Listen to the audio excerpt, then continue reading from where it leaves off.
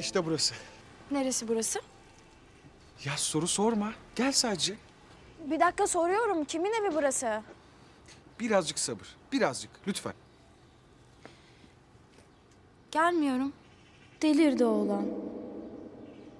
Yani neyin nesi burası? Kimin evidir yani? Ben bilmediğim yere girmem. Beni kötü emellerine alet edeceksen Çimengöz hiç öyle şeyler düşünme. Aklından geçirme, ben gidiyorum. Ya dur. Sana da sürpriz yapılmıyor ya.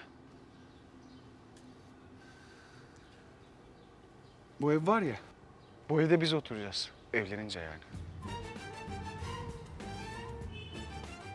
Ne? Ya. Babam anahtarı verdi.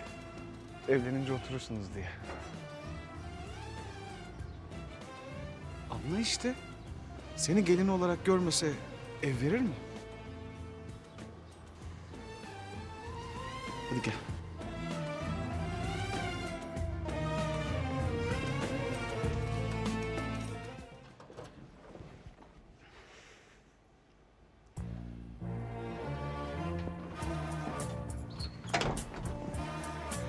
Hadi.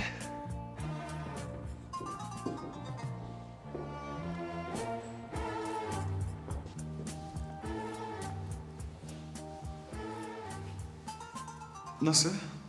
Beğendin mi? Çok güzel. Halam oturuyordu burada. Sonra evlenip Amerika'ya gitti. O zamandan beri boş. Babam biraz tadilat yaptırmış. Biz de kendi zevkimize göre döşeriz. Mesela şuraya bir çalışma masası koyarız. Göz göze, diz dize ders çalışırız.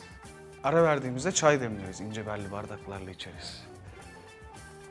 Tam buraya böyle bir kütüphane alırız. Romanları, ders kitaplarını sıra sıra dizeriz. Şuraya televizyon, karşısına ikili kanepe. Seninle birlikte film izlemenin hayali bile çok güzel.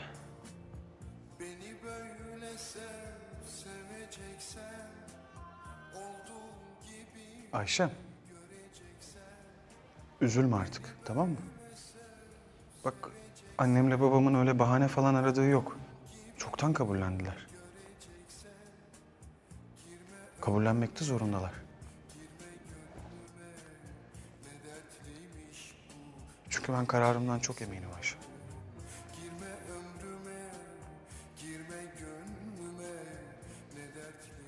İşte bizim yuvamız. Yuvamız.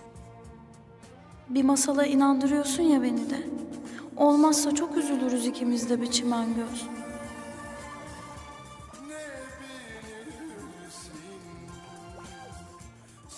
Bizim yuvamız.